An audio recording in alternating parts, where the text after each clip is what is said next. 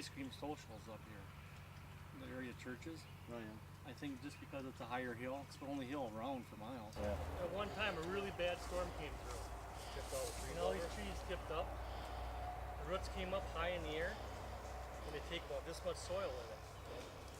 And then when a tree rots away, all that soil gets deposited on a little hill, and it's took out where the tree once was. It's a pinpointer. So when he gets done, when we start digging, we actually go in the ground and it'll pinpoint exactly where it is, so we don't have to guess in the area of the flags. So your family owned this for 1842? 1840%. We've had a storm to come over the mountain. This would have been a great hunting spot too, at one time. Back in the day. Kyle shot a buck off here once. Sure. Your nephew. Oh, did he? Yeah.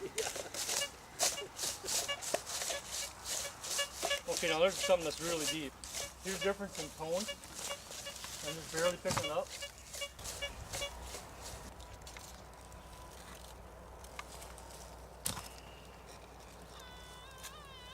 Did I give you a bigger spot? What? That's in my pocket.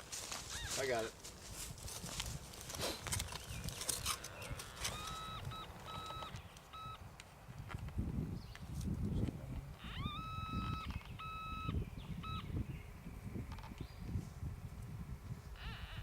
Bullet? It's a bullet. A bullet.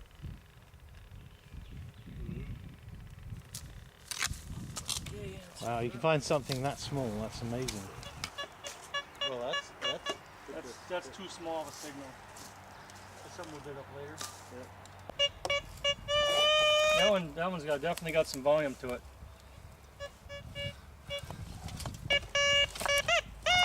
Oh yeah. It's either right next to the top or something bigger down deep. Alright, Scott. Shoot. Just too close to the top. Oh, wire. Some wire. Yeah, who knows? Fencing at one time. Fencing at one time, most likely. Another one?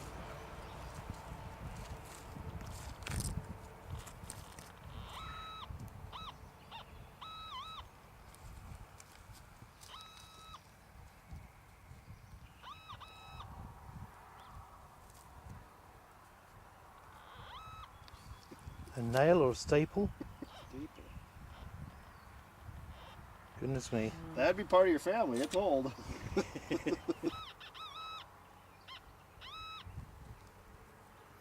getting into small stuff here. Over a little shot. Oh my god, Oh, a BB wow. shot. That's from a shotgun. Yeah. Buckshot. Barbed All wire. barbed wire. There You had know to be a what? fence line There all was the way a along fence. here. Look, Yeah? right here. There was a fence. We found barbed wire up here, and the owner says that there wasn't any barbed wire fences up here that he recalls. But if you look at this tree on how it's bulged out, when trees are barbed wire is in the trees like this, they'll actually grow around them and cause this color or this look. So I'm thinking if Steve would actually run into this tree, probably feel it or hear it with his bigger detector. He's found something Another over one? there.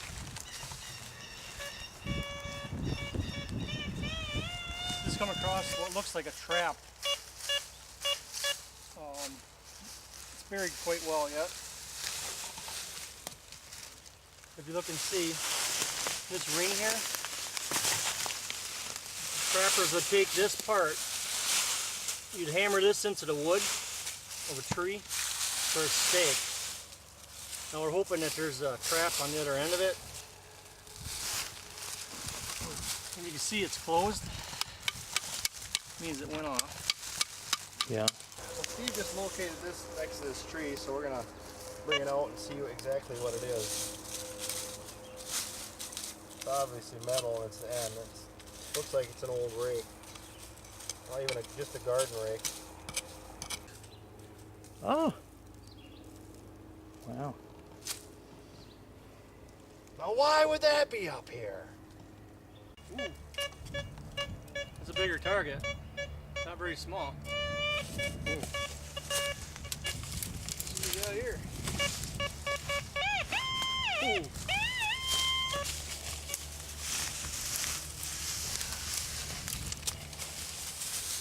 definitely a bigger target. Oh, that's what it is? That's what it is. Yeah. What is it? It's brass. Real thin brass. What would that be on? Maybe the tree went around to the other We side. got something here. Pipe. Wow.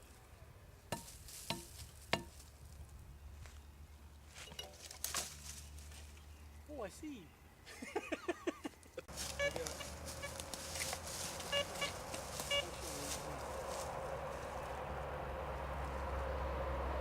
Bullet. Is it white? Yeah. It's pretty rated on it. It's not wide enough for Civil War. I mean, it could be a lower caliber from Civil War era. But most of them are 58s or 69s.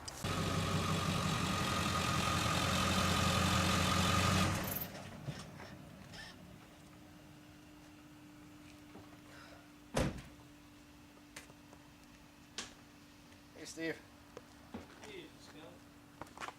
How's it going?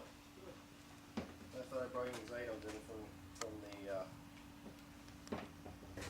So what's fascinating, Steve, about this when we were there is the family has owned this property for 200 years, and from what he was saying, all the churches would come to this hill and picnic. When we were up there, we started asking about fence lines, and he said there was no fencing whatsoever. But we were able to prove there was prior to him being born. Correct? Right. Okay. Because just over the crest of that hill is where we found a whole line of this broken up barbed wire. What's fascinating about this, we were able to research the barbed wire and found that this barbed wire was patented in 1874 by Joseph Glidden out of Illinois. Due to the fact that it's a too large, square twisted strand with 2-point barb on one of the strands. That's not how they were made to this day. So you see these here? These nails? Yep. What these are, the wood's all gone and rotted away. In order to put this fence line up, we put this and we put these nails through here into the wood. That's what kept the wires up and posts. The wood is now rotten and gone away, and all that stuff behind is just the metal. So when the owners of the property said that he never recalls any fence line there, now we can show him Yeah, it's quite evident that that it was there was a quite before his line there. time. So we had 10 acres to search, and one of the items that we found was this shotgun shell. That's a modern shotgun shell. And Steve, what do you know about it? Well, it's pretty easy to identify because it's stamped right on it. On a plastic sleeve here, it says Federal, 2.5 inch, So this 20 is, gauge center fire. some of the items we found were these 22 shells, and you can notice that the patination is different, including that one in the middle. Can you explain that, Steve? Well, these here other ones are brass. So one in the center is actually stainless steel. So it does not, the minerals in the ground doesn't affect it near as much. Actually, if I go like this, it actually becomes shiny again. That's stainless steel. It doesn't react with the minerals in the ground. Or these will.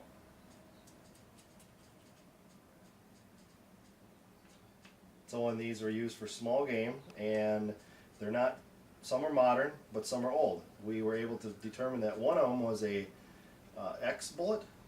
Yeah, this one here. Yeah. And Steve, Dave, you got some information on that? The head stamp identification shows that this is a Super X 22 caliber rimfire manufactured by Winchester and Weston. The rim notch is at the 4 o'clock position in the photo, and that's caused by the striking pin. The flaking patina shows that this is not a modern discharge. Centerfire cartridges are now the most common. Centerfire primers have replaced just about all rimfire caliber sizes dating back to the Civil War. The use of black powder was a low-pressure technology. Well, What didn't you know, and what did you know about this end piece? well, you notice when I first found it, I seen this part. I knew we had a trap right away because of configuration here. This extra piece on here is actually the fastening.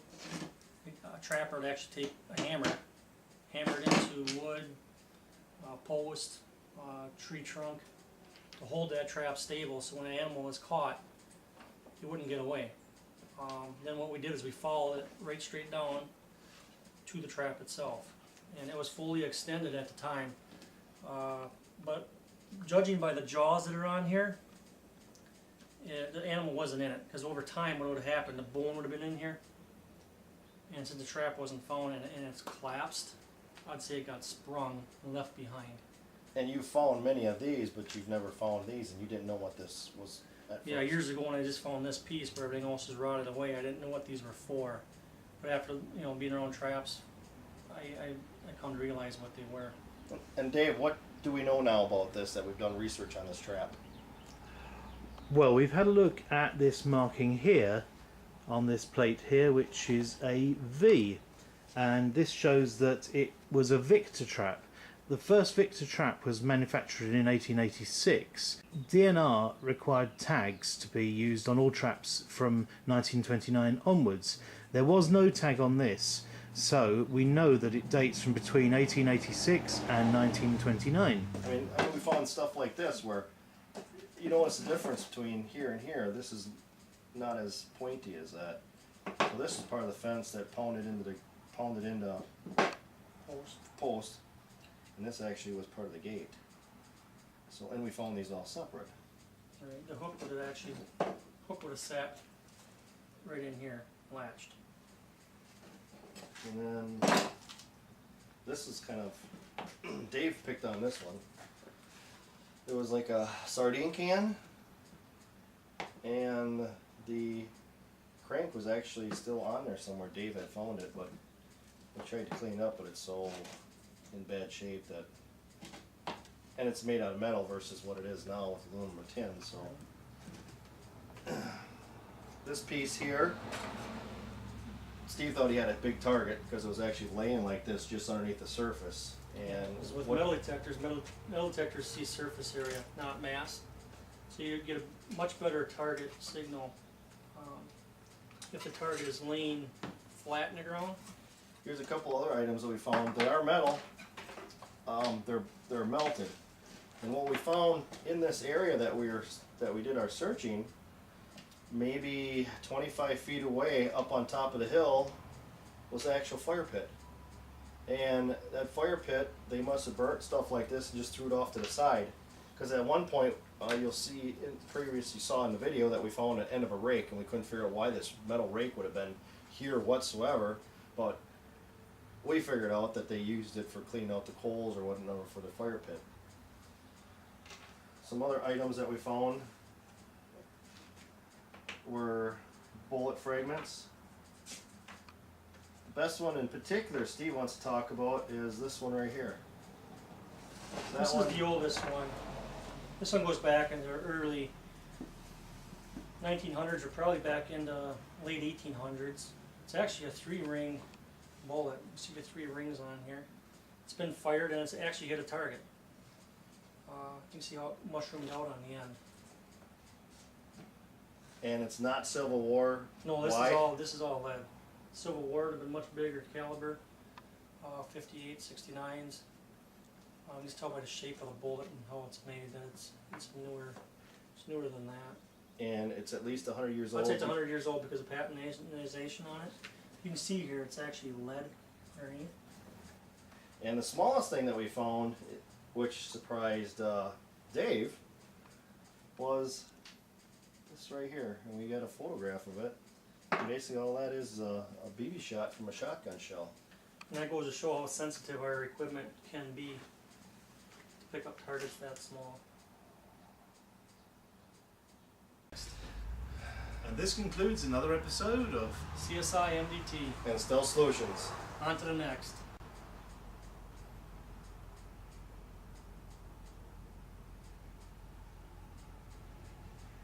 I can't do it anymore.